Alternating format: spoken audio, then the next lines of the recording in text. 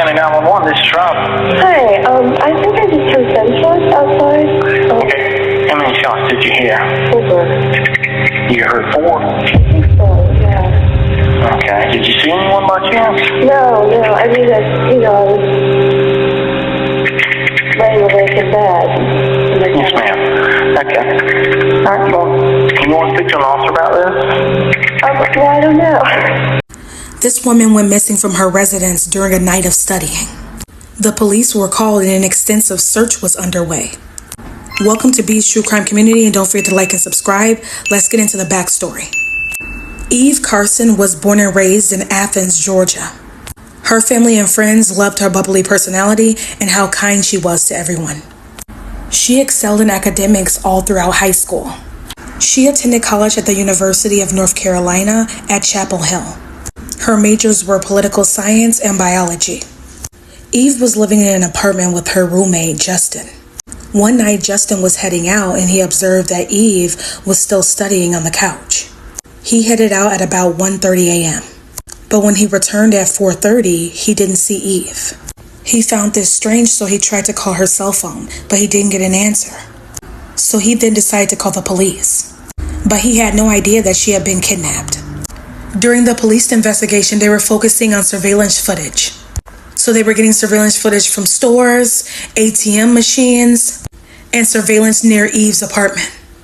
Eve's case started getting a lot of attention. So her university put up $25,000 on reward money for anybody who could give information that leads to an arrest in her case. A woman called in a tip saying that she knew a man that went by the name Rio. She said that Rio said that him and Lawrence had kidnapped a girl, drove her around to ATMs with intent to rob her and take her life. This led to the arrest of 21-year-old Demario Atwater and 17-year-old Lawrence Levitt. Let's take a deep dive of their background. These two men were career criminals, and police realized that during the time of the kidnapping, they were out on probation, and one of them was awaiting trial for some crimes he had did. Lawrence, the 17-year-old, had a criminal history of drug possession, larceny, breaking and entering, and felony possession of a firearm. 21-year-old Demario had a criminal history of possession of weed with intent to sell, trespassing, and assault. He ended up with only 3 years probation for all of these crimes, but he kept on violating his probation. He was only free and roaming the streets to do this crime to Eve because there was a mix-up with scheduling at the court. The justice system has to do better. During the investigation, police discovered that Eve last accessed her Facebook at 3:30 a.m. So they believe the incident happened around this time. They initially believed the men ambushed Eve when she left her apartment to head to campus to print some papers. The surveillance footage from Eve's apartment showed the men going towards her apartment. During the suspect's interviews, 2 different stories were told. In the first story, they claimed they lured her out of her apartment, claiming that they had car troubles. In the second story, they claimed they were walking around looking for someone to rob, which was more believable considering their criminal background. They said they saw her through her window because her light was on, and they decided they wanted to take her. So they entered her residence through an unlocked back door. What I thought was kind of crazy was Lawrence claimed that he called his friend Jason earlier in that day, asking if he could drop them off in Chapel Hill so they could find someone to rob. But Jason refused to take them.